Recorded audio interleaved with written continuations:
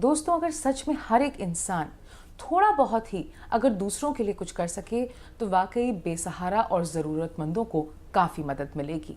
आइए कुछ और जानते हैं सेतु के बारे में।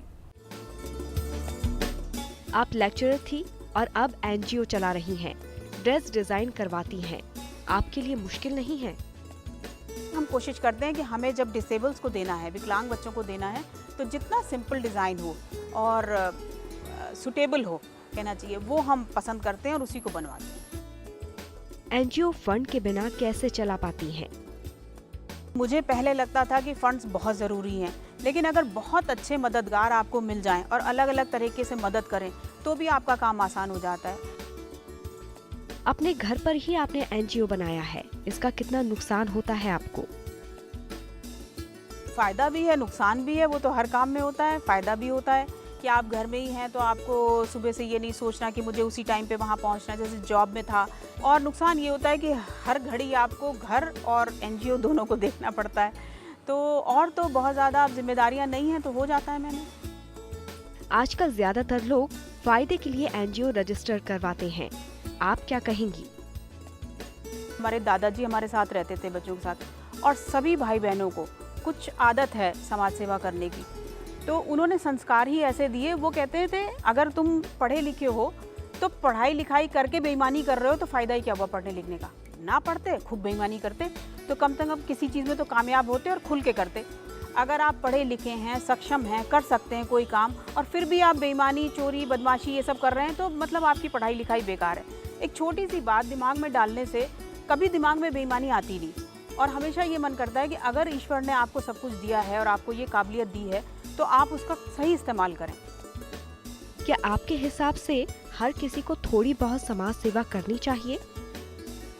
हर एक को करनी चाहिए, अपनी क्षमता, अपनी काबिलियत के हिसाब से जितना भी कर सकते हैं आपको करनी चाहिए। अब हमारे यहाँ ये लड़का है विशाल जो काम करता है, पीछे रहता है, एक सर्वेंट क्वार्टर में फैमिली रहती है, उनके यहाँ कोई भी पढ़ा लिखा नहीं है। पर जब ये 16 साल का हो गया और हमारे यहाँ काम करने के लिए आया तो सबसे पहले मैंने इसको 5th पास कराया, और सिर्फ 1 साल 5th तक की पढ़ाई, मतलब केजी से लेके 5th तक की पढ़ाई, जो पूरी पढ़ाई है पूरी 1 साल में कराई। इसको डांट भी पड़ती थी बहुत ज़्यादा, लेकिन इसने भी मेहनत लगातार करी और पूरा 5th अच्छे 86% मार्क्स से पब्लिक स्कूल से पास करा। अब छोड़ दिया, मैंने कहा सिर्फ 5th तक की मेरी जिम्मेदारी थी कि तुम्हें लिटरेट कर दूं, एजुकेट कर दूं, उसके बाद अब इसको खुद लगन लगी तो इसने खुद 8th में एडमिशन ले लिया। अब रोज़ मुझसे पढ़ता है, अपने आप मेहनत करता है, बहुत मेहनत कर रहा है और चाह रहा है कि मैं पढ़ जाऊँ। तो ये छोटे छोटे तरीके होते हैं कि जितना भी मौका आपको जहाँ भी मिले वहीं आप उसको इस्तेमाल करें। किस हद तक जरूरतमंदों की मदद कर पाती हैं? नहीं, बिल्कुल मदद करने का ही मन करता है, और हर एक की अपनी क्षमता होती है। मैं सबकी तो नहीं मदद कर सकती, लेकिन वो उसके हालात कुछ ऐसे थे कि जो उसे लेकर आया, जो हस्बैंड वाइफ को लेकर आया कि चलो मैं तुम्हें एम्प्लॉयमेंट दूंगा और तुम्हें कहीं रखवाऊंगा, उसको ड्राइवरी सिखा दूंगा, वो वहाँ काम करेगा, तुम कुछ, उसकी ही नीयत उसके ऊपर ख़राब हो गई। तो वो क्या करती, उसने तो वो घर छोड़ दिया और चुपचाप अलग हट गई। लेकिन अलग हट के रोटी रोज़ी तो नहीं मिल सकती थी अचानक रातों रात। वो तो उसकी किस्मत अच्छी थी या मेरी अच्छी थी कि वो संपर्क में आ गई एकदम, क्योंकि वो सिलाई सीख रही थी। मैंने किसी से पूछा कि कोई लड़की सिलाई सीख रही हो और ज़रूरतमंद हो, मुझे बता दो। चांस की बात है वो उसको मिल गई, उसने मुझे बता दिया। तो उसने मुझे बता दिया, मैंने उसे ट्रेन कर दिया, और आज वो देखिए इतने लोगों का भला कर रही है।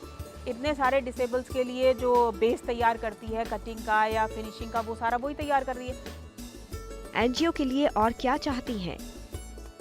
हाँ, अगर इसमें हम फंड रेजिंग का अच्छा कर पाते हैं तो एक तो हम ड्रेसेस में और वैरायटी करना चाहते हैं। कुछ लोगों से अभी मेरा संपर्क हुआ, उन्होंने कहा कि हाँ, इस जो वेस्ट मटेरियल आपका जो है, इससे बहुत सारी और भी चीज़ें बन सकती हैं। तो वो हमें और गाइड करेंगे, तो उसके हिसाब से हम बच्चों को ट्रेन करेंगे और सिखाएंगे। जैसे छोटे छोटे बैग्स बनते हैं, वाइन बैग्स बनते हैं, पैकिंग के बैग्स बनते हैं, वो हम तैयार करेंगे। और पैचवर्क का भी काम होता है, जैसे छोटे छोटे पीसेस को पैचवर्क करके आप पट्टियाँ बना के, उसको भी ये आजकल नए फैशन में है बहुत, तो उससे स्कर्ट्स वगैरह, चादरें, बहुत सारी चीज़ें बन रही हैं। उसमें भी हम सोच रहे हैं कि आगे काम करेंगे। एक महिला के तौर पर आपका अब तक का सफ़र कैसा रहा? बड़ा संघर्षपूर्वक रहा संघर्ष भी रहा, लेकिन मैंने तो हर चीज़ को बहुत एंजॉय किया। और संघर्ष का भी एक बड़ा अच्छा फ़ायदा ये होता है कि वो आपको बहुत सारी चीज़ें सिखा देता है। तो अगर आपको कुछ सीखना है तो ईश्वर से कहो कि मुझे थोड़ा संघर्ष करने का मौका दे, जो संघर्ष नहीं करते, जिनकी बड़ी पीसफुल, आरामदेह, बहुत अच्छी सी ज़िंदगी होती है, आप देखो उसमें कुछ सब्सटेंस नहीं होता, उसमें कुछ तथ्य नहीं होता, उन्हें कुछ भी उनसे बात करो उन्हें कुछ नहीं पता होता, उन्होंने सिर्फ आराम की खाई और बड़े हो गए। लेकिन अगर आप अलग अलग तरह के बहुत सारे काम करते हो, बहुत सारी चीज़ों के से निकलते हो, तो आप बहुत सारी चीज़ें सीखते हो। आज की महिलाओं के लिए आपका कोई संदेश? महिलाएं अपनी क्षमता को पहचानें और वो बहुत सक्षम हैं कि किसी भी काम को अपने अगर हाथ में ले लें तो वो उसे पूरा कर सकती हैं। ये मेरा मानना है।